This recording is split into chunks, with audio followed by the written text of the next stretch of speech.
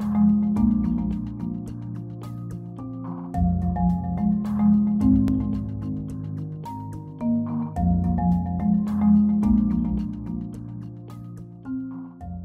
बच्चों हम वो क्वेश्चन देखते हैं जो कि इक्वेशन मोशन के बारे में।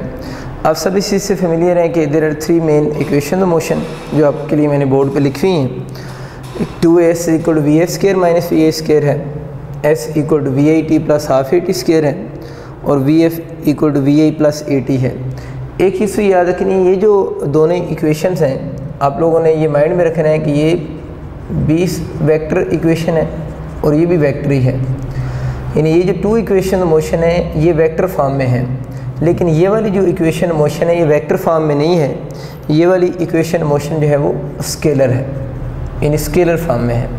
तो अगर आपको ये एमसीक्यूज आ जाता है ना कौन सी इक्वेशन वेक्टर है और कौन सी इक्वेशन स्केलर है, तो ये आप लोगों ने याद रखना है कि ये 2 इक्वेशन वेक्टर फॉर्म में है और ऊपर वाली इक्वेशन स्केलर फॉर्म में है। ऊपर वाली इक्वेशन क्यों स्केलर फॉर्म में है, तो आप लोगों ने बच्चों चीज़ याद रखनी है कि जब भी हम किसी वेक्टर का स्केयर लेते हैं, जब किसी वेक्टर का हम स्केयर लेंगे तो वो उसकी मैग्नीट्यूड बन जाती है। तो आप ज़रा खुद सोचो यहाँ पर किसका स्केयर लिया जा रहा है, वी एफ का भी स्केयर है और वी आई का भी स्केयर है। अब ये वैसे तो दोनों वी एफ और वी आई हम इसको वेलोसिटी लेते हैं तो ये दोनों वेक्टर्स होंगे, लेकिन जब इस इक्वेशन में देखेंगे तो यहाँ पर वी एफ का भी स्केयर लिया जा रहा है और वी आई का भी स्केयर। और मैंने क्या बताया कि स्केयर लेने से वो उस चीज़ की मैग्नीट्यूड बन जाती है और magnitude is considered as a scalar. यहाँ पर राइट साइड पर इन दोनों के स्केयर हैं, तो दोनों मैग्नीट्यूड या स्केलर कितना बिहेव करेंगे। तो अगर राइट साइड स्केलर है तो फिर लेफ़्ट साइड भी क्या होगी, स्केलर की तरह ही बिहेव करेगी। तो ये चीज़ आप लोगों ने ख्याल रखनी है कि ये वाली स्केलर फॉर्म किस वजह से है, स्केयर की वजह से। इसमें देखें ना किसी का स्केयर नहीं आ रहा। अब कुछ बच्चे पूछेंगे टाइम का तो स्केयर आ रहा है, लेकिन बच्चे टाइम तो वैसे स्केलर क्वांटिटी है ना। तो ये वाली जो टर्म है ये वेक्टर किस वजह से है, एक्सेलरेशन की वजह से। एक्सेलरेशन का स्केयर तो नहीं है ना। ये वाली क्यों वेक्टर टर्म है, क्योंकि वी आई के ऊपर हम लिख सकते हैं या स्केयर नहीं आ रहा, और एस वैसे वेक्टर क्वांटिटी है, इसमें तो स्केयर का वैसे इशू नहीं है। तो इसमें ये याद रखना है कि टी का स्केयर होने से इस टर्म की वेक्टर फॉर्म को कोई फ़र्क नहीं पड़ेगा, क्योंकि टी तो वैसे स्केलर था। और अगर हम कोई भी इक्वेशन लिखते हैं जिसने ये इस इक्वेशन में ये टर्म लिखी हुई हैं, हर टर्म को वेक्टर होना चाहिए। इसमें क्या हो रहा है कि ये एक टर्म है, ये दूसरी टर्म है, ये भी मैग्नीट्यूड की फॉर्म में है, ये भी मैग्नीट्यूड की फॉर्म में, ये दोनों वेक्टर नहीं है क्योंकि इनके बताए स्केयर लिए जा रहे हैं। इस वजह से ये वाली जो इक्वेशन है वो स्केलर फॉर्म में है और ये वाली दोनों इक्वेशंस वेक्टर फॉर्म में है। एक और छोटी सी बात आप लोग याद रख लीजिएगा कि इन इक्वेशन में जो एक्सेलरेशन आप लोगों को लिखा हुआ है ना, इन ये वाला जो एक्सेलरेशन है, इस एक्सेलरेशन के बारे में आप लोगों ने कंडीशन याद रखनी है। ये वाला एक्सेलरेशन यूनिफॉर्म और कांस्टेंट एक्सेलरेशन। इन इक्वेशन में जो एक्सेलरेशन है वो यूनिफॉर्म या कांस्टेंट एक्सेलरेशन है।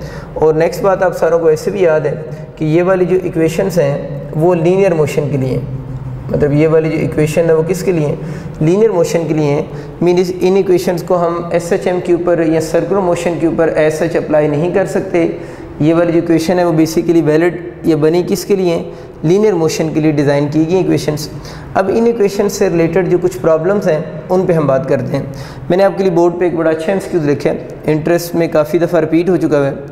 इसमें लिखा हुआ है यूनिफॉर्म कांस्टेंट रिटार्डिंग फोर्स।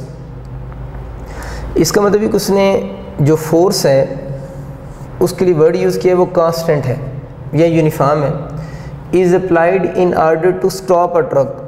जब भी किसी क्वेश्चन में कहता है स्टॉप का वर्ड यूज़ होता है, इसका सिंपल सा मतलब ये होता है कि उस केस में फाइनल वेलोसिटी 0 होगी। यानी स्टॉप का वर्ड जब भी आएगा हम बोलेंगे फाइनल वेलोसिटी 0 हो जाएगी। In order to stop a truck if its speed is double. और फिर एक और कंडीशन ये गिवन है कि जो उसकी स्पीड डबल कर दें then distance travel by it. तो डिस्टेंस ट्रेवल्ड आप लोगों ने बताना है और ये कुछ ऑप्शन आपको गिवन है। डिस्टेंस ट्रेवल हाफ टाइम हो जाएगा, 8 टाइम्स 4 टाइम रिमेन से। अब इस क्वेश्चन को हम समझते हैं। देखिए सबसे पहले तो बच्चे अब ये देखें कि इसमें उसने स्टॉप का वर्ड यूज़ किया है। स्टॉप का वर्ड यूज़ होने से अगर हम इसको इस इक्वेशन मोशन से सॉल्व करते हैं तो इसमें वी एफ तो 0 होगी। यानी स्टॉप को उसने वर्ड यूज़ किया तो स्टॉप यूज़ होने से वी एफ की वैल्यू 0 हो जाएगी। ये टर्म तो यहाँ से वी एफ 0 हो गया। बाकी टर्म्स का अब लिंक देखते हैं। क्वेश्चन उसने बोला है कि uniform constant retarding force. Retarding force का मतलब होता है, यूँ समझ नहीं, क्वेश्चन को अगर मैं स्केच करूँ यूँ डायग्राम बनती है। ये एक ट्रक है जिस तरफ मूव कर रहा है और इसके अपोजिट डायरेक्शन में जो फोर्स लगती है ना, जो उसकी मोशन को अपोज कर रही है, ये बेसिकली रिटार्डिंग फोर्स है। लेकिन वो कह रहे हैं जो रिटार्डिंग फोर्स, या आप यूँ भी कह सकते हैं कि उस ट्रक को उसने ब्रेक्स लगाई हैं, तो ब्रेक की जो फोर्स होगी उसको भी हम रिटार्डिंग फोर्स कहते हैं। वो उसकी मोशन की तो क्या होगी, अपोजिट उस पर लगेगी। लेकिन वो जो फोर्स उस पर लग रही है, जो उस ट्रक को स्टॉप कर रही है, वो यूनिफॉर्म या कांस्टेंट फोर्स है। बच्चे बहुत फेमस रिलेशन है, आपको पता है ए और एफ का डायरेक्ट रिलेशन है। और आपको ये भी आइडिया है कि अगर किसी बॉडी पर लगने वाली फोर्स कांस्टेंट हो जाए, यानी अगर कोई बॉडी है उस पर लगने वाली अगर फोर्स ही कांस्टेंट है, तो फिर उस बॉडी का एक्सेलरेशन भी तो क्या होगा, कांस्टेंट होगा। तो इस इक्वेशन में वी एफ तो वैसे ज़ीरो हो गया, फोर्स कांस्टेंट होने की वजह से अभी आप लोगों ने ये बात भी सीख ली कि एक्सेलरेशन भी कांस्टेंट है। तो इस इक्वेशन में एक्सेलरेशन भी आप लोगों का कांस्टेंट हो गया। अगर एक्सेलरेशन कांस्टेंट है, यहाँ पर 2 तो वैसे ही कांस्टेंट है, वी एफ ज़ीरो हो गया स्टॉप की वजह से, फोर्स कांस्टेंट होने की वजह से एक्सेलरेशन भी कांस्टेंट हो गया, 2 तो वैसे ही नंबर है। तो अब ज़रा देखिए इस इक्वेशन में बाकी क्या चीज़ बच गया है, इस तरफ एस बच गया है और इस तरफ वी आई बच गया। इस माइनस साइन की कोई फिजिकल इंपॉर्टेंस नहीं है, अब लिखें या ना लिखें। तो इसका मतलब ये है कि जो इक्वेशन बाकी बच गई है वो S is proportional to V I square है। इट मीन कि जो डिस्टेंस बॉडी ट्रैवल करेगी वो उसके इनिशियल वेलोसिटी का फंक्शन होगा। तो उसने एंड पे क्वेश्चन में क्या कंडीशन लगाई है, कंडीशन ये थी कि if it speed is double, यानी इस कंडीशन में वो ये पूछ रहा है कि अगर हम उसकी क्या डबल कर दें, स्पीड डबल कर दें, तो डिस्टेंस ट्रैवल पे क्या इफेक्ट होगा। तो बहुत आसान होगी अब तो बात हमारे लिए कि अगर उसकी स्पीड को हम डबल कर देंगे तो स्पीड को डबल करने से डिस्टेंस ट्रैवल जो होगा वो कितने टाइम इंक्रीज़ कर जाएगा, 4 टाइम इंक्रीज़ कर जाएगा। तो इसका ऑप्शन जो बनेगा वो कितने टाइम होगा, 4 टाइम्स। स्पीड को डबल क्योंकि एक क्वेश्चन में गिवन है, if it speed is double तो distance travel will increase 4 times. बस ये आप लोगों ने चीज़ याद रखनी कि जब भी इस तरह के कुछ क्वेश्चन आएंगे, फॉर्मेट आप लोगों ने माइंड में रखना है। अगर आपको फोर्स कांस्टेंट होगी तो उन इक्वेशन में एक्सेलरेशन कांस्टेंट हो जाएगा, और अगर स्टॉप वगैरह का वर्ड यूज़ होगा तो फाइनल वेलोसिटी 0 हो जाएगी। और इससे हमारे पास एक रिलेशनशिप डेवलप हो जाएगा इनिशियल वेलोसिटी का एस के साथ। और इस केस में ज़्यादातर जब क्वेश्चन आएंगे ये सिर्फ एक नंबर चेंज होता है, जहाँ पर लेकिन स्पीड इज़ डबल, बस ये नंबर वो चेंज करता रहता है। कभी वो कह देता है कि अगर हम इसकी स्पीड को 3 टाइम इंक्रीज़ कर दें, तो खुद सोचो अगर यहाँ पर स्पीड जो है वो 2 टाइम्स की बजाय मैं बच्चों 3 टाइम्स कर दूँ तो डिस्टेंस इंक्रीज़ कितने टाइम हो जाएगा, बिल्कुल ठीक 9 टाइम्स हो जाएगा। तो ये आप लोगों ने छोटी सी अप्रोच याद रखनी है कि ये वाला जो फॉर्मेट है S is proportional to V I square, ये हम कब यूज़ करेंगे, जब मूविंग बॉडी पर रिटार्डिंग कांस्टेंट फोर्स लगे और वो बॉडी स्टॉप हो जाए, तो उसका ने कितना डिस्टेंस ट्रैवल करना है वो उसके इनिशियल वेलोसिटी पे डिपेंड करेगा। और अगर आपको इनिशियल वेलोसिटी की चेंज के क्वेश्चन आते हैं तो उससे उसका कवर्ड डिस्टेंस भी क्या हो जाएगा, चेंज हो जाएगा। बहुत इंपॉर्टेंट एमसीक्यूज़ हैं, आप लोगों ने इस चीज़ को माइंड में रखना है। इसी से मिलता जुलता एक और क्वेश्चन देखते हैं कि बच्चे बहुत सिंपल सा क्वेश्चन है, आप इसको सुने इसकी वर्डिंग को। मैंने देखा एक बॉडी है जिस बॉडी को आप लोगों ने वर्टिकली अपवर्ड थ्रो की है। Vertically upward mean 1 dimension motion है, यानी किसी सर्टेन इनिशियल वेलोसिटी से वर्टिकली अपवर्ड थ्रो की है। और मैं कह रहा हूँ मैक्सिमम हाइट पर जब बॉडी गई है तो मैक्सिमम हाइट तक जाने में उसने 2 सेकंड लिए।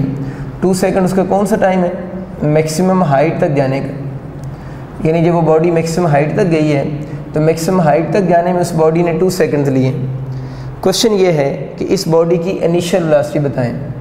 तो बहुत सिंपल क्वेश्चन है कि बॉडी को थ्रो किए, मैक्सिमम हाइट का आपको टाइम गिवन है, वर्टिकली अपवर्ड थ्रो किए और उस बॉडी की इनिशियल वेलोसिटी आप लोगों से पूछ रहे क्या होगी। तो इसका हम फर्स्ट इक्वेशन मोशन से सॉल्व कर सकते हैं। देखें जल्दी से, V F is equal to V I minus G T. मैंने क्यों लिखा है, क्योंकि आप अगेंस्ट ग्रेविटी जा रहे हैं। अगर आप अगेंस्ट ग्रेविटी जाएंगे तो आप लोगों ने जी की बजाय क्या यूज़ करेंगे, माइनस जी यूज़ करेंगे। इक्वेशन तो यही है ना, V F is equal to V I plus A T है। अपवर्ड मोशन हो या डाउनवर्ड हो, ए को हम किससे रिप्लेस करते हैं, जी से।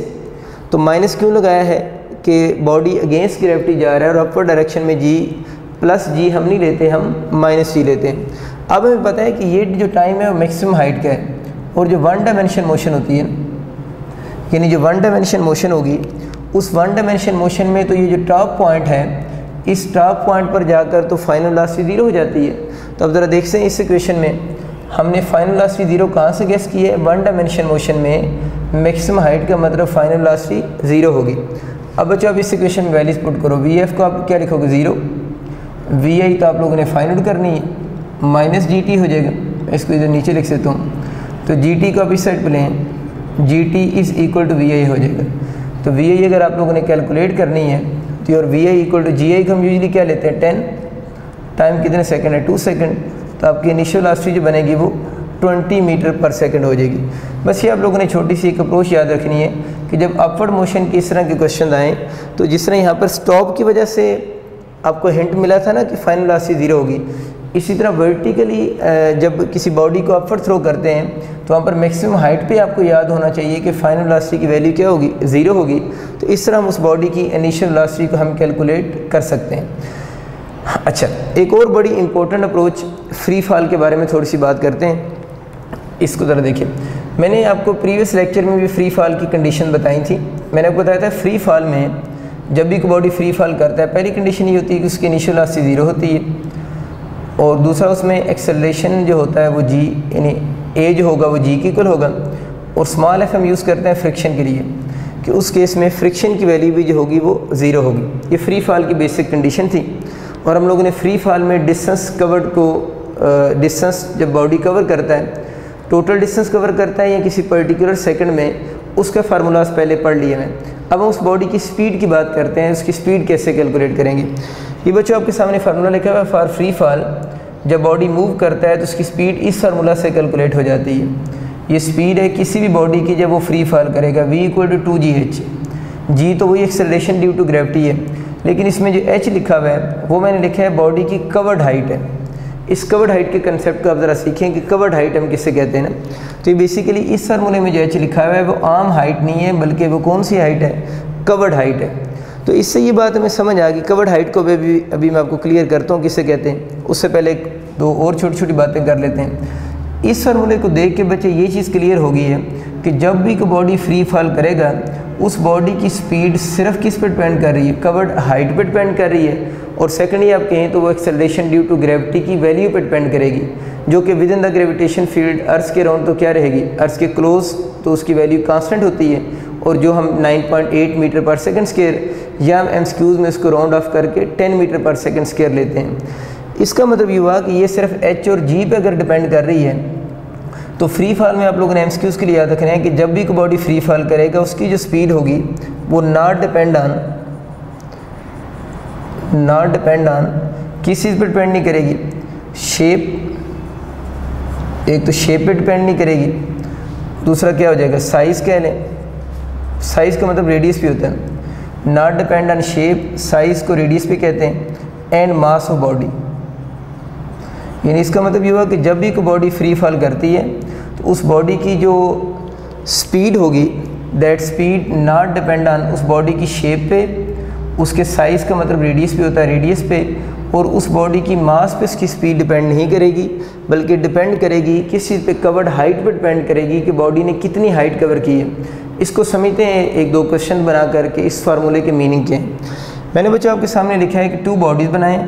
एक बॉडी की मास 1 kg है और ये वाला जो बॉडी सेकंड बॉडी है इसकी मास लेट से हम ½ kg कह देते हैं।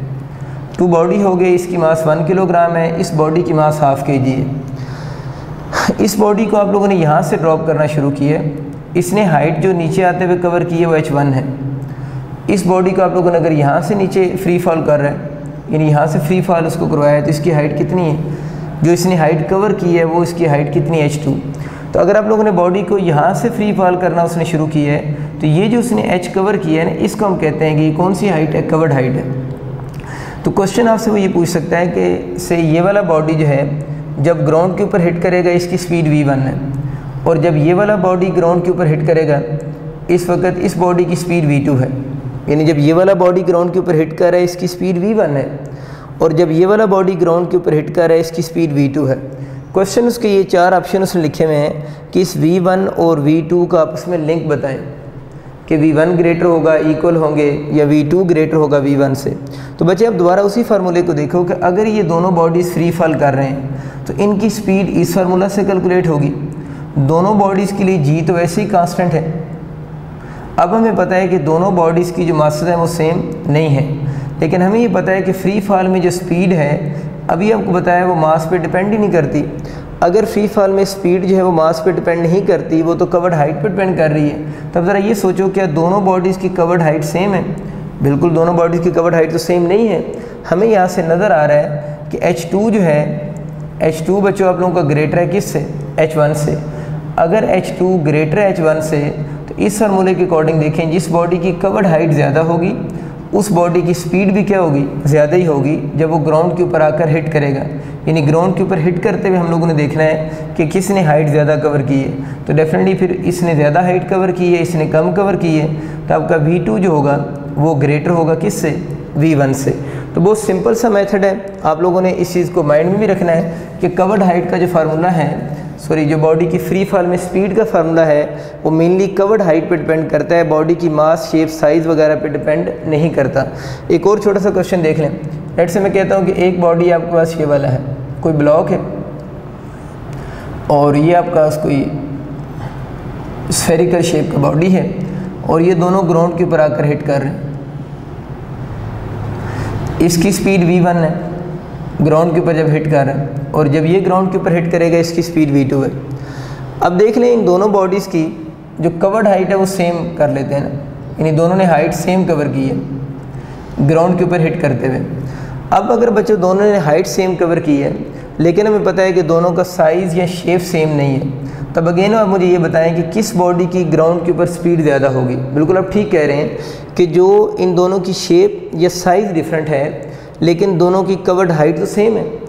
अगर दोनों की कवर्ड हाइट सेम होगी तो इसका मतलब यह है कि जब ये दोनों ग्राउंड के ऊपर हिट करेंगे तो दोनों की स्पीड फिर क्या होगी, बिल्कुल ठीक, दोनों की स्पीड क्या होगी, सेम स्पीड होगी। तो ये आपको कंसेप्ट क्लियर हो गया कि फ्री फॉल में जो स्पीड है वो किन फैक्टर पे डिपेंड करती है और किन फैक्टर पे डिपेंड नहीं करती। इसी बात को आगे कंटिन्यू करते हैं। देखिए बच्चों, मैंने आपके सामने बोर्ड पे एक डायग्राम बनाई है, इसको ज़रा देखें। अब यूँ समझिए किसी बॉडी को मैंने थ्रो किया है और मैंने इस बॉडी को थ्रो किया 5 मीटर पर सेकंड से, ठीक है ना। ये जो बात अभी मैं करने लगा हूँ ये बात 1 डायमेंशन के लिए भी ठीक है और 2 डायमेंशन के लिए भी ठीक है। 1 डायमेंशन का मतलब है कि बॉडी का वर्टिकली अपवर्ड थ्रो करें फिर बॉडी ग्राउंड के ऊपर आकर हिट करे, या उसको 2 डायमेंशन में थ्रो करें जिसका प्रोजेक्टाइल होता है। तो ये जो कंसेप्ट अभी हम डिस्कस करने लगे हैं 1 डायमेंशन के लिए भी ठीक है और 2 डायमेंशन के लिए भी ठीक है। तो लेकिन दोनों में एक कंडीशन कॉमन है कि दोनों में फ्रिक्शन आप लोगों ने क्या लेनी, 0 होगी तो ये कंसेप्ट अप्लाई होगा, अदरवाइज अप्लाई नहीं होगा। तो मैं कह रहा हूँ अगर सपोज करें किसी बॉडी को 1 डायमेंशन में या 2 डायमेंशन में मैंने 5 मीटर पर सेकंड से थ्रो किया, अब वो बॉडी यहाँ से ऊपर जा रहा है और फिर नीचे आकर उसने इसी सेम लेवल पे आकर हिट किया। सेम पॉइंट नहीं कह रहा, सेम लेवल होना चाहिए, सेम लेवल पे आकर उसने दोबारा हिट किया। तो आप लोगों ने याद बच्चों ये रखना है कि अगर आप लोगों ने इसको 5 मीटर पर सेकंड से थ्रो किया है, अगर फ्रिक्शन 0 होगी तो सेम लेवल पे उसकी स्पीड क्या होगी, सेम होगी। बहुत आसान सा एमसीक्यूज़ है। अगर आपका कभी एमसीक्यूज़ आता है कि अगर हम किसी बॉडी को 5 मीटर पर सेकंड से अपवर्ड थ्रो कर रहे हैं तो बताएं वो बॉडी ग्राउंड के ऊपर हिट की स्पीड से करेगा, तो ग्राउंड के ऊपर हिट भी बच्चों की स्पीड से करेगा, 5 मीटर पर सेकंड से ही करेगा। ये जो 1 डायमेंशन मोशन भी ऐसे ही है। लेट से आप इसको यूँ देख लेना, सपोज करें ये बॉडी है, मैं कहता हूँ मैंने इसको थ्रो किया है, अपवर्ड थ्रो किया है 5 मीटर पर सेकंड से। अब इसने अपनी मैक्सिमम हाइट कवर की और मैक्सिमम हाइट कवर करने के बाद इस बॉडी ने जब वापस आना है तो आपसे पूछेगा जब दोबारा इस पॉइंट पे वापस आएगा, यानी मैक्सिमम हाइट कवर करने के बाद ड्यूरिंग डाउनवर्ड जर्नी, तो सेम लेवल पे इस पॉइंट पे इसकी स्पीड क्या होगी। अगर इस जगह पर थ्रो 2 मीटर पर सेकंड से किया है उसका अपवर्ड, तो वापस भी किस स्पीड से आएगा, 2 मीटर पर सेकंड की ही स्पीड से वो ग्राउंड के ऊपर वापस आकर भी हिट करेगा।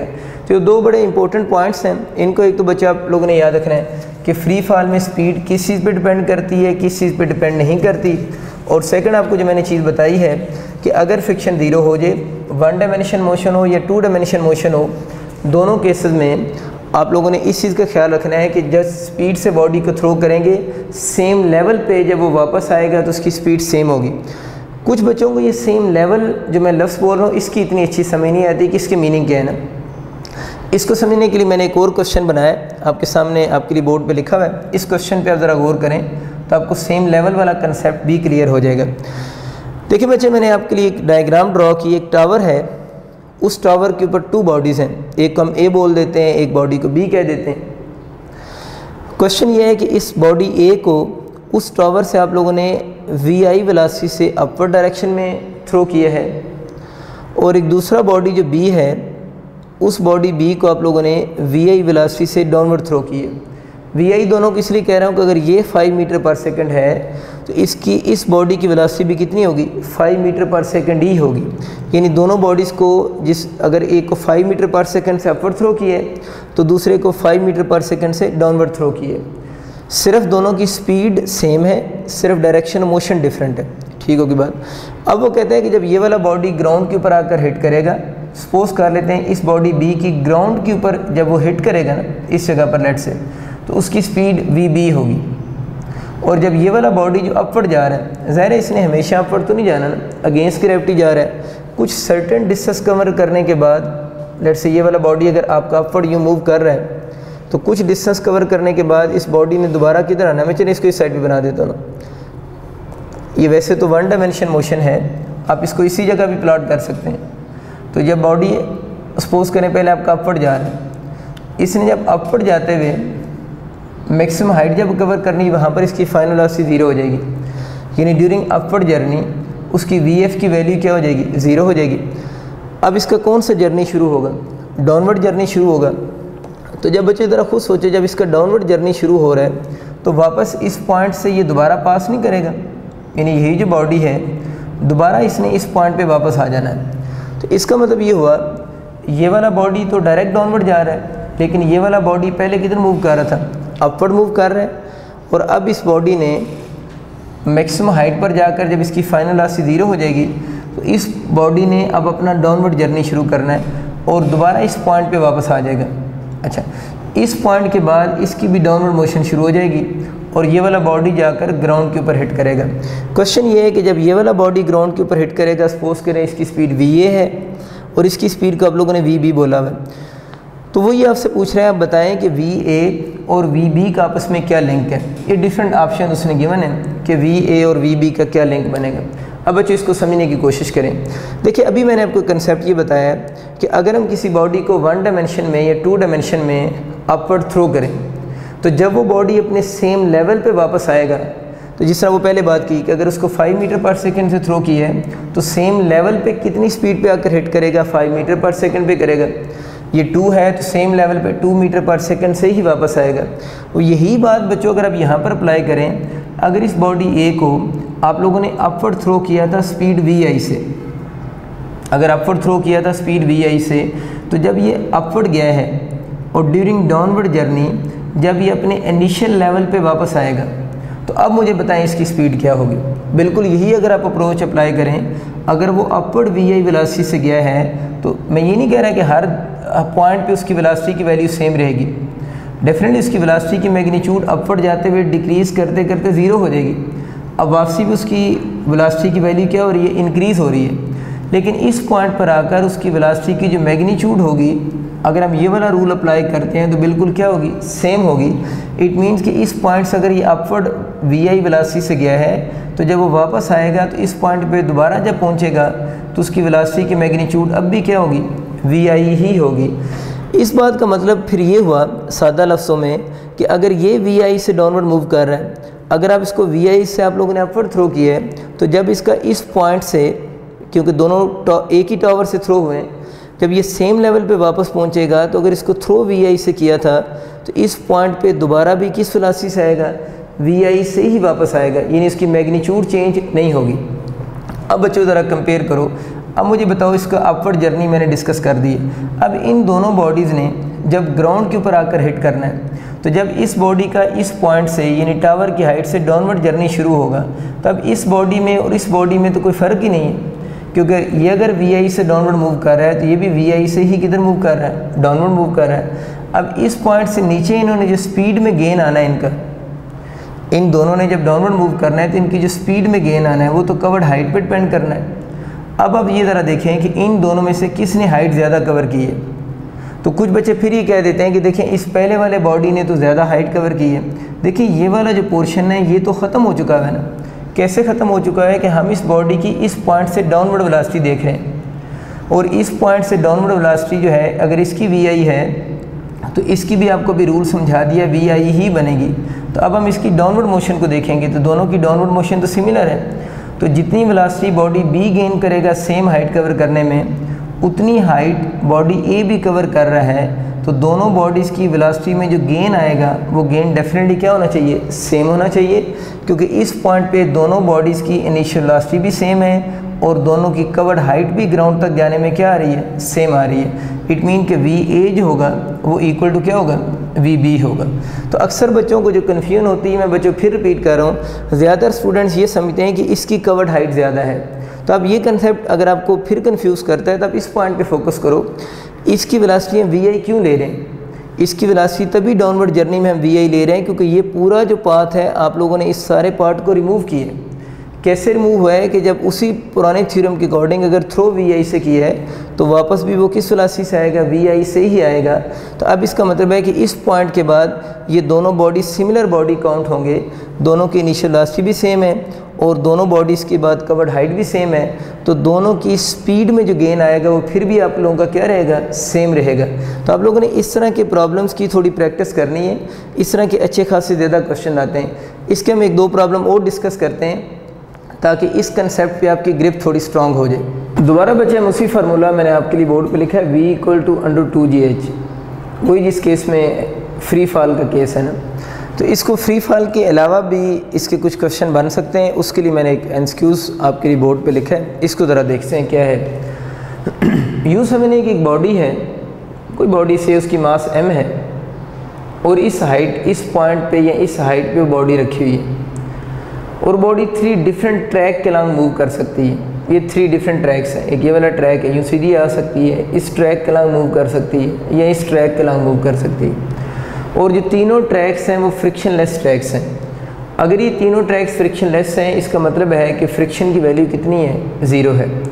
तो इस केस में वो आपसे पूछ रहा है कि अगर बॉडी इस ट्रैक के लॉन्ग मूव करके नीचे आए, सपोज करें जब वो नीचे आएगी इसकी फाइनल स्पीड v1 है, फाइनल स्पीड v1 है, इस ट्रैक के लॉन्ग जब नीचे आएगी स्पीड v2 है, इसके लॉन्ग स्पीड v3 है। तो क्वेश्चन उसका ये है कि बताएं इनमें से कौन सी स्पीड ग्रेटर होगी और कौन सी स्पीड स्मॉलर होगी। नीचे कुछ ऑप्शन मैंने आपके लिए लिखे हैं। देखिए ये जो केस है बज़ाहिर देखने से लगता है शायद ये फ्री फॉल का नहीं है और ये वाला फार्मूला हम लोगों ने पढ़ा था फ्री फॉल के लिए है ना। लेकिन अगर इस तरह का कोई प्रॉब्लम आ जाए उस केस का भी आंसर हम इस फार्मूला से सम हो कर सकते हैं, क्योंकि इस केस में भी तो फ्रिक्शन 0 है ना। तो आप लोगों ने बच्चों ये याद रखना है कि इस फार्मूले के अकॉर्डिंग देखा जाए तो बॉडी की जो स्पीड है बॉटम पे वो तो कवर्ड हाइट पे डिपेंड करती है।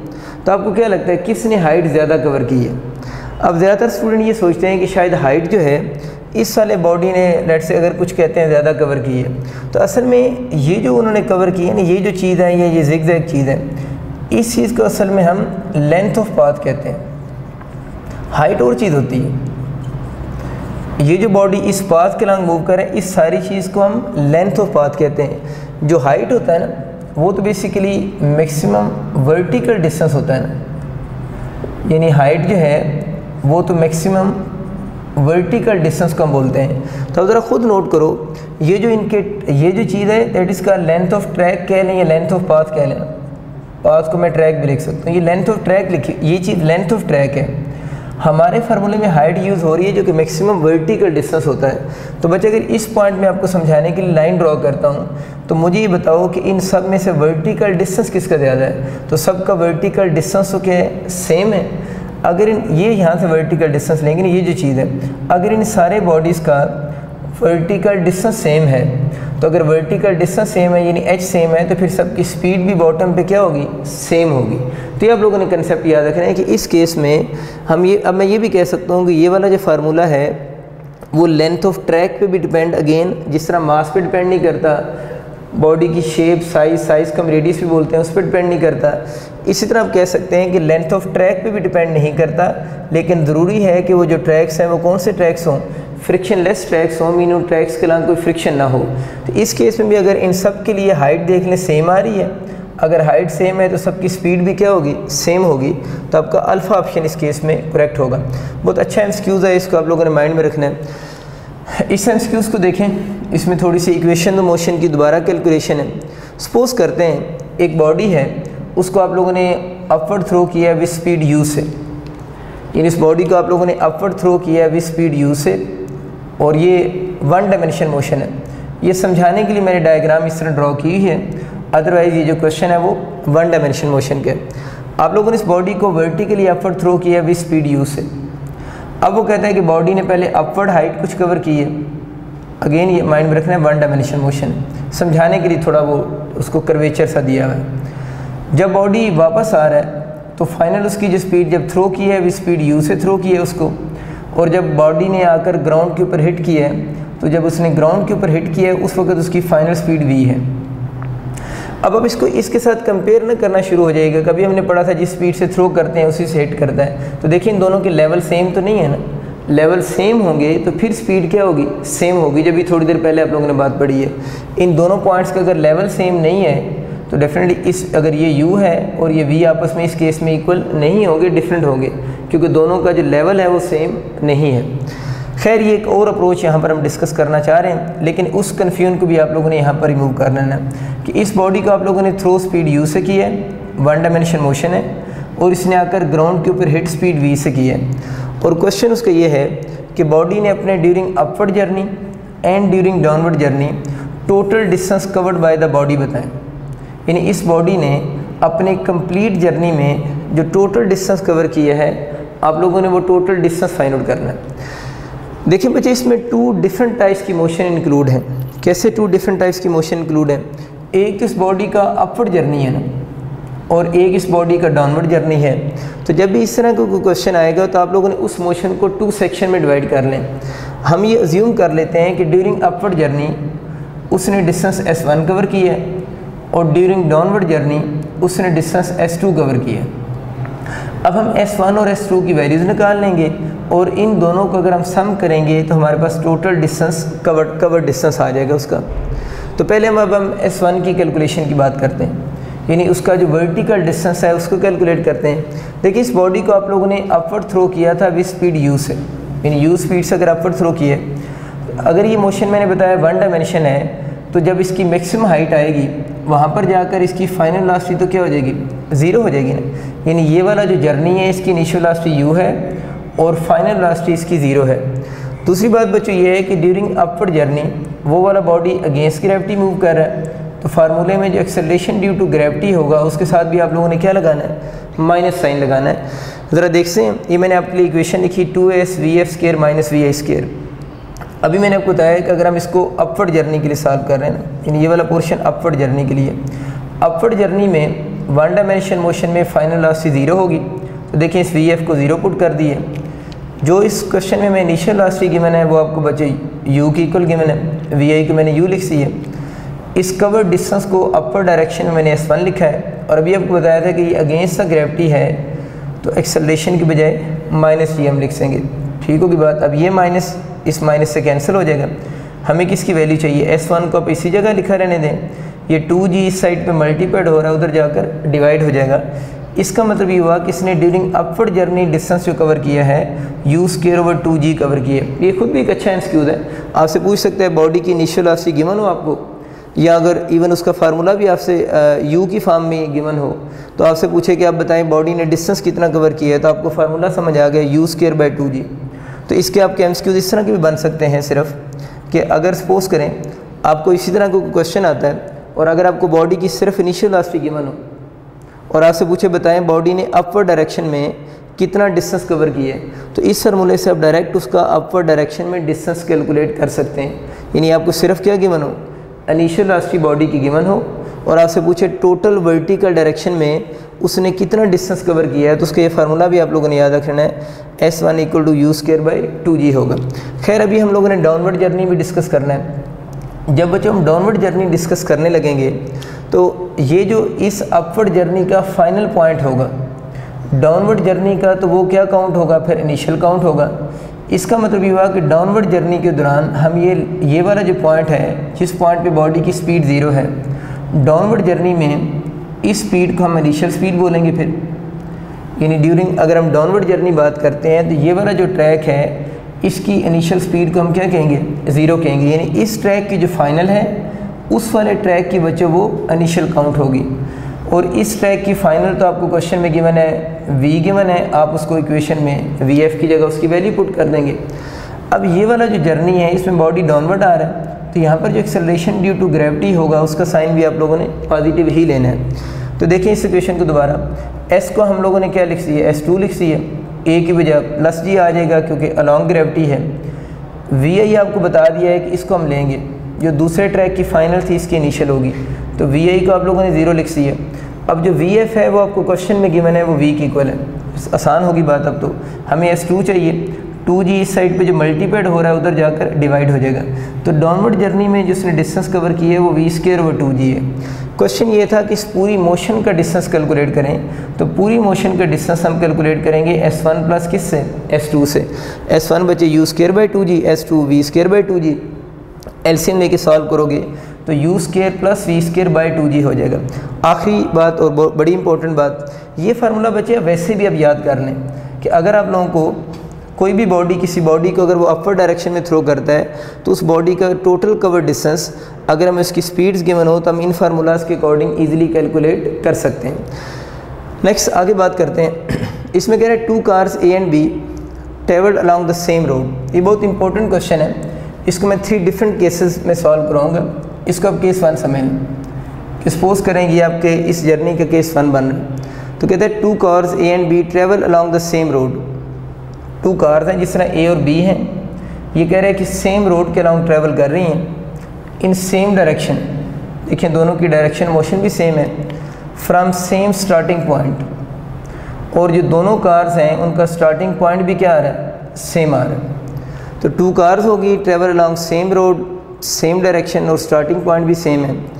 अब क्वेश्चन में फर्दर आगे बात कर रहा है कि कार A जो है maintained A speed of 50 kilometre per hour, यानी कार A जो है उसकी स्पीड 50 किलोमीटर पर आवर है,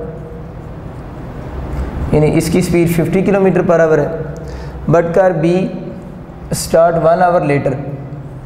जो कार B है उसकी स्पीड, ये सॉरी साथ में गिवन है, वो 60 किलोमीटर पर आवर है, यानी B की स्पीड 60 किलोमीटर पर आवर बनेगी।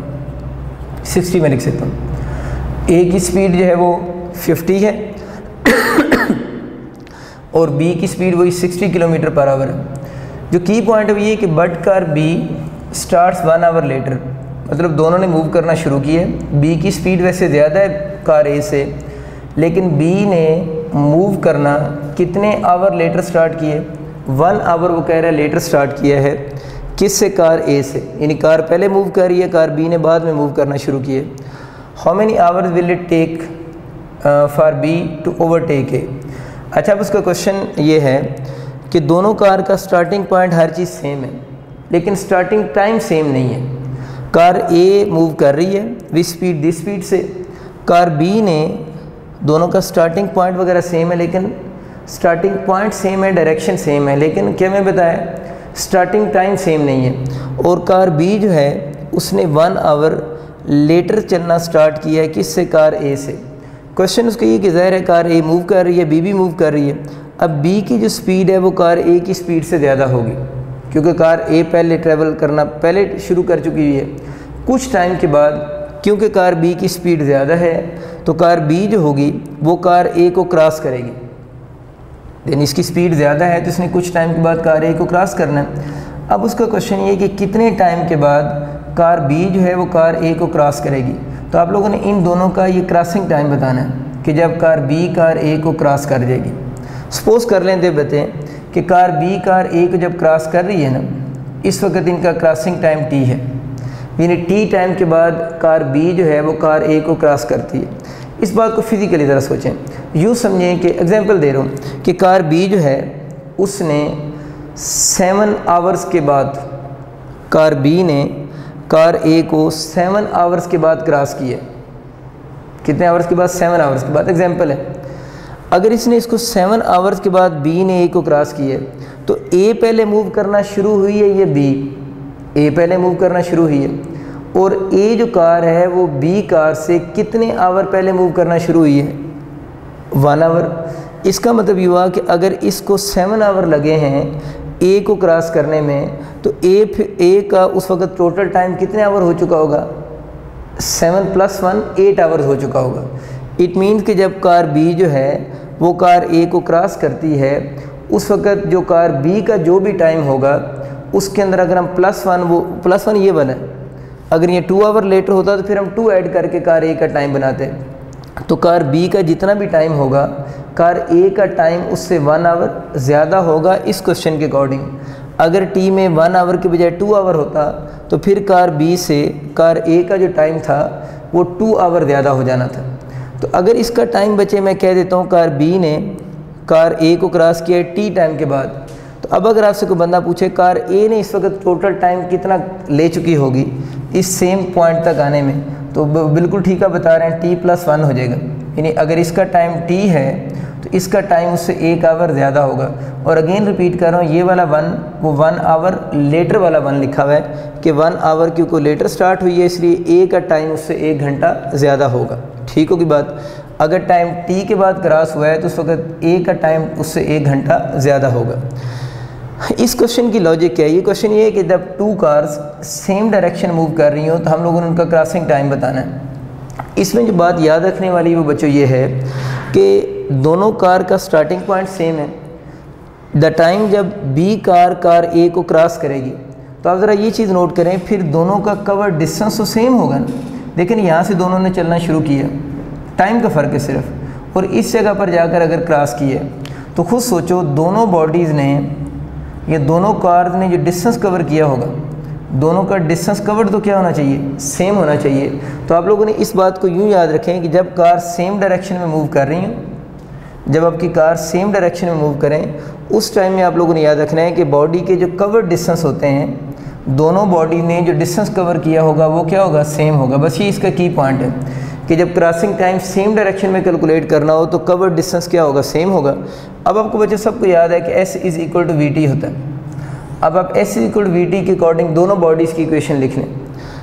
अगर SB = SA आ रहा है क्योंकि डिस्टेंस कवर्ड हमें पता चल गया सेम है, तो S = VT लिखा। कार B की स्पीड आप लोगों ने VB है और टाइम t के बाद अगर क्रॉस कर रही है तो VB × T हो जाएगा। लेकिन जब कार A के लिए लिखेंगे तो V की जगह पर तो VA आ जाएगा, लेकिन अगर इसका टाइम t लिया है तो आपको समझाया उसका टाइम उससे 1 आवर ज़्यादा होगा तो उसका टाइम t+1 होगा। देखें t के बजाय t+1 हो गया। अब आप इसको सॉल्व कर सकते हैं। कैसे सॉल्व कर सकते हैं? इसके ब्रैकेट ओपन कर दें, 62 = 50t और 1 से करेंगे तो 50 हो जाएगा। अब आप इसको इस साइड पे अगर ले आते हैं तो 60 - 50 10 और ये वाला 50 0 0 से कैंसिल हो जाएगा तो t = 5 आवर्स। इट मीन्स कि कार B जो है उसने कार A को कितने टाइम के बाद क्रॉस कर लेना है? 5 आवर्स के बाद कार B जो है वो कार A को क्रॉस कर जाएगी। अभी हम लोगों ने जो डिस्कस किया है ना, हम लोगों ने 2 ऐसे बॉडीज़ का क्रॉसिंग टाइम डिस्कस किया है जो दोनों बॉडी से वो सेम डायरेक्शन में मूव कर रहे थे। अब हम वो केस डिस्कस करेंगे, मीटिंग टाइम या क्रॉसिंग टाइम ही कैलकुलेट करेंगे जब दोनों बॉडीज़ या 2 कार्स जो हैं वो अपोजिट डायरेक्शन में मूव कर रही हैं। तो ये दोनों अप्रोच आप लोगों ने याद रखनी है और क्वेश्चन में ये चीज़ देखनी है कि वो बॉडी सेम डायरेक्शन मूव कर रही हैं, उसकी लॉजिक हम डिस्कस कर चुके हैं। अब हम उस तरह के क्वेश्चन को हैंडल करना सीखेंगे जब दोनों बॉडीज़ अपोजिट डायरेक्शन में मूव कर रही हैं। इसके लिए मैंने आपके लिए बोर्ड पर एक MCQ लिखा है, आप ज़रा देखें। इसमें लिखा है 2 cars 500 metre apart moving towards each other with a constant speed. अब यूँ समझने कि एक कार A है, एक कार B देख लें। इन दोनों में मैंने सेपरेशन 500 मीटर शो की है क्योंकि 500 मीटर गिवन है और कह रहे हैं कि दोनों कांस्टेंट स्पीड से मूव कर रही हैं टवर्ड्स ईच अदर, और स्पीड है कितनी? 25 मीटर पर सेकंड। तो स्पीड कांस्टेंट है और 25 मीटर पर सेकंड है। तो देख लें दोनों कार एक दूसरे के टवर्ड्स मूव कर रही हैं और दोनों की जो स्पीड है वो 25 मीटर पर सेकंड है। उसने सेम अज्यूम की हुई है। अच्छा, एक चीज़ याद रखना है कि दोनों की स्पीड सेम होना नेसेसरी नहीं है। दोनों की स्पीड क्वेश्चन में डिफरेंट भी हो सकती है और दोनों की स्पीड क्वेश्चन में सेम भी हो सकती है। तो इससे फ़र्क नहीं पड़ता कि दोनों की स्पीड सेम है या स्पीड डिफरेंट है। लेकिन ये जो गिवन प्रॉब्लम है इसमें स्पीड सेम गिवन है, लेकिन बता दिया है कि स्पीड सेम होना हर क्वेश्चन के अंदर नेसेसरी नहीं है। स्पीड डिफरेंट भी होगी तो हम इसको इसी मेथड से सॉल्व कर सकते हैं। अच्छा, आगे चलते हैं। What time they will meet. ज़ाहिर है दोनों बॉडीज़ अपोजिट डायरेक्शन मूव कर रही हैं, तो क्वेश्चन उसकी कि किस टाइम पे एक दूसरे को मीट कर जाएंगी या क्रॉस कर जाएंगी। ये नीचे उसने कुछ टाइम के ऑप्शन लिखे हुए हैं। अब हम इसको देखते हैं कि कितने टाइम के बाद ये एक दूसरे को क्रॉस करेंगी। देखिए बच्चे, बड़ी सिंपल सी बात है कि कार A सपोज़ करें उसने टाइम t के बाद अगर क्रॉस कर रही हैं, टाइम t अज्यूम कर लेते हैं जिसके बाद क्रॉस कर रही हैं। कार A ने जो भी डिस्टेंस कवर किया होगा उसका हम SA से डिनोट कर देंगे। कार B ने जो भी डिस्टेंस कवर किया होगा उसको SB से डिनोट कर लेंगे। मैंने एक इमेजिनरी पॉइंट यहाँ पर लगाया कि सपोज़ करें इस पॉइंट पे दोनों कार एक दूसरे को मीट कर रही हैं। तो याद रखना है कि जब बॉडीज़ अपोजिट डायरेक्शन में मूव कर रही हों, उनका क्रॉसिंग टाइम आप लोगों ने कैलकुलेट करना हो, तो आप ज़रा खुद सोचें कि वो जो क्रॉसिंग टाइम जब आएगा तो दोनों कार ने जो कंबाइंड डिस्टेंस कवर किया होगा, यानी कार ए ने और कार बी ने मीटिंग टाइम पर जब आएंगी तो दोनों ने जो कंबाइंड डिस्टेंस कवर किया होगा, उस डिस्टेंस का सम जो होगा वो उन दोनों के दरमियान में सेपरेशन के मस क्या होना चाहिए, इक्वल होना चाहिए। ये इसमें एक काम की बात भी है कि जब बॉडीज़ अपोजिट डायरेक्शन मूव करें तो उन दोनों के डिस्टेंस का सम टोटल सेपरेशन के क्या होना चाहिए, इक्वल होना चाहिए। तो अब मैं तो ये रिकमेंड करता हूँ कि आप सिर्फ इस इक्वेशन को याद रखें कि when two bodies are moving in opposite direction and you have to calculate the meeting और क्रॉसिंग टाइम, तो उन दोनों डिस्टेंस का सम जो बॉडीज़ ने कवर किया होगा वो किसके इक्वल होगा, टोटल डिस्टेंस के इक्वल आ रहा होगा। टोटल डिस्टेंस मीन इन दोनों के दरमियान में सेपरेशन की इक्वल होगा। ठीक होगी बात। अब बच्चे इशू ये है कि आप लोगों ने इस फर्स्ट बॉडी के डिस्टेंस की भी इक्वेशन बनानी है और सेकंड बॉडी के डिस्टेंस की भी इक्वेशन बनानी है। ज़रा इस इक्वेशन में हम उन दोनों की वैल्यूज पुट करेंगे, इक्वेशन बनाना सीखते हैं। मैंने बच्चों आपको लिखा है S=VAT + ½ AT²। अभी हम लेट से बॉडी बी की चले पढ़ रहे हैं, बॉडी बी की बात करते हैं। तो बॉडी बी की वेलोसिटी का हमने VI कहा हुआ है, टाइम t के बाद ये एक दूसरे को क्रॉस कर रही हैं तो टाइम तो t रहेगा, VI भी उसी तरह ही आ जाएगा, टाइम भी उस तरह ही आ जाएगा। अब उसने क्वेश्चन में बोला हुआ है कि बॉडी जो है वो कांस्टेंट स्पीड से मूव कर रहा है। अगर हम बॉडी बी की मूव कर रहे हैं तब अगर उसकी स्पीड भी कांस्टेंट है तो हमें पता है उसकी डायरेक्शन चेंज नहीं हो रही, तो इट मीन्स कि हम इस स्पीड को वेलोसिटी भी कह सकते हैं क्योंकि डायरेक्शन चेंज नहीं हो रही। तो इस केस में अगर स्पीड कांस्टेंट है तो एक्सेलरेशन फिर क्या हुआ, ज़ीरो हुआ। एक्सेलरेशन लिख सकते हो इसलिए ज़ीरो है कि v यहाँ पर कांस्टेंट है। तो इस इक्वेशन में अगर एक्सेलरेशन ज़ीरो हो जाएगा तो बॉडी बी की इक्वेशन बन जाएगी VIT। अब इसी तरह बॉडी ए की भी डिस्टेंस की इक्वेशन बना सकते हैं, उसको भी यहाँ से देखें, उसकी स्पीड भी तो VID है ना, टाइम तो दोनों के लिए सेम है जिसके बाद वो क्रॉस कर रही हैं, उसकी भी स्पीड कांस्टेंट है तो ए ज़ीरो हो जाएगा, तो उसके लिए भी इक्वेशन VIT बनेगी। अब आप इस इक्वेशन में वैल्यूज पुट कर दें, SA की जगह पर भी VIT हो जाएगा, SB की जगह पर भी VIT हो जाएगा। दोबारा एक बात सुन लें, देखो बच्चों टाइम क्रॉसिंग टाइम तो दोनों में t ही लिखा रहेगा, इसके साथ T1 या T2 नहीं आएंगे। ये जो v लिखा हुआ है ना यहाँ पर VI इसलिए लिखा है कि दोनों की स्पीड सेम है, लेकिन दोनों की स्पीड सेम होना नेसेसरी नहीं होगा। तो पेपर में जब आपकी ये इक्वेशन बना करेगी तो इसमें VI जो होगा वो दोनों का सेम भी हो सकता है और दोनों का डिफरेंस भी हो सकता है, यानी डिफरेंट भी टाइम हो सकता है।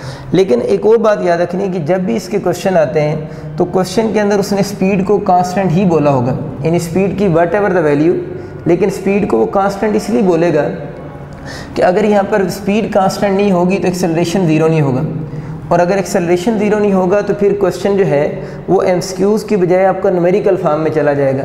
तो इसलिए ये ज़रूर हिंट आपको गिवन होगा, स्पीड कांस्टेंट है, उसको यूज़ करके हम लोगों ने किसको ज़ीरो कर लिया, एक्सेलरेशन को ज़ीरो कर लिया। और क्वेश्चन में जो वेरिएबल चीज़ है फिर आप लोगों ने याद रखना है कि स्पीड दोनों की यूजुअली डिफरेंट हो सकती है। ठीक होगी बात। इस केस में अगर वैल्यूज पुट करें तो VI तो 25 × T 25 × T हो गया, ऐड करें तो 15 × T हो जाएगा। S हमें ऑलरेडी पता है 500 आ रहा है, 0 0 से कैंसिल हो गया। और अगर आप इसको सॉल्व करते हैं तो आपका 50 ये वाला हो गया डिवाइड बाई 5 हो जाएगा, तो आपका जो टाइम बनेगा वो 10 सेकंड आपका टाइम हो जाएगा। इट मीन्स कि इसका ऑप्शन ये लिख लें, इसका डी ऑप्शन आप बना लें, लेट से 10 सेकंड्स। तो ये हम कह रहे हैं कि इस केस में आपका जो टाइम इसका बन रहा है वो कितने सेकंड होगा, 10 सेकंड टाइम होगा। इसी तरह एक और क्वेश्चन देखते हैं, वो उस पर ज़रा गौर करें। देखिए इस क्वेश्चन में मैंने 2 बॉडीज़ बनाए हैं, ऊपर क्वेश्चन आपके लिए मैंने लिख दी है, एक दफ़ा क्वेश्चन को पढ़ भी देता हूँ। एक है stone is drop from a top of 30 metre high cliff. यूँ समझने कि ये एक क्लिफ है जिसकी हाइट टोटल जो बन रही है वो 30 मीटर हाइट है इसकी, यानी इस क्लिफ की बच्चों टोटल हाइट जो है वो 30 मीटर हाइट है। अब वो कहते हैं कि वहाँ से उसने एक स्टोन को क्या किया, ड्रॉप। ये बच्चों जो वर्ड ड्रॉप है ना, इसके बारे में याद रखना है, ड्रॉप वर्ड बेसिकली जब भी यूज़ होता है, ड्रॉप का मतलब ये होता है कि इनिशियल वेलोसिटी बॉडी की ज़ीरो है, ये आप लोगों ने याद बात रखनी है। ड्रॉप जब भी वर्ड यूज़ होगा बॉडी को ड्रॉप किए, अगर जब भी आपको किसी क्वेश्चन में ये वर्ड यूज़ होगा कि बॉडी ड्रॉप हुआ है, तो ड्रॉप के लिए आप लोगों ने याद रखना है कि इनिशियल वेलोसिटी क्या होगी, ज़ीरो होगी। इस बात को आप यूँ समझ सकते हैं, जिस तरह ये मेरे पास मार्कर है ना, अब मार्कर को अगर मैं इस पोजीशन से छोड़ रहा हूँ तो ये मैं इसको ड्रॉप कर रहा हूँ। इसके अगेंस्ट एक और वर्ड यूज़ है जिसे हम थ्रो कहते हैं, कि अगर मैं इसको यूँ भी सम वेलोसिटी नीचे फेंकूँगा तो इसको हम थ्रो वर्ड यूज़ करेंगे। तो ड्रॉप का मतलब इनिशियल वेलोसिटी 0 है और इसके अपोजिट वर्ड वो थ्रो हम यूज़ करते हैं, उस केस में इनिशियल वेलोसिटी 0 नहीं होती। तो जब भी वर्ड किसी भी एमसीक्यूज़ में बॉडी ड्रॉप का वर्ड यूज़ होगा उसमें इनिशियल वेलोसिटी आप लोगों ने फिर 0 लेनी, ठीक होगी बात। तो उसने कहा कि stone is drop from a top of 30 metre high cliff. यूँ समझने कि यहाँ पर कुछ स्टोन है, उस स्टोन को उसने ड्रॉप किए 30 मीटर हाई क्लिफ से, मैंने इसलिए ड्रॉप की वजह से इनिशियल वेलोसिटी 0 कर दी। At the same instant another stone is projected vertically upward. ये देखें एक और स्टोन है, ये नीचे मैंने डायग्राम में ड्रॉ की है, इस स्टोन को उसने वर्टिकली अपवर्ड थ्रो किया है।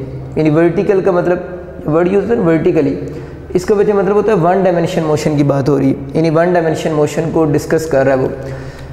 इसको वर्टिकली अपवर्ड थ्रो किया from ground with the speed of 30 metre per second. यानी जिस बॉडी को उसने अपवर्ड थ्रो किया है, वन डायमेंशन मोशन है वर्टिकल की वजह से, उसकी स्पीड 30 मीटर पर सेकंड है। The stone will cross each other.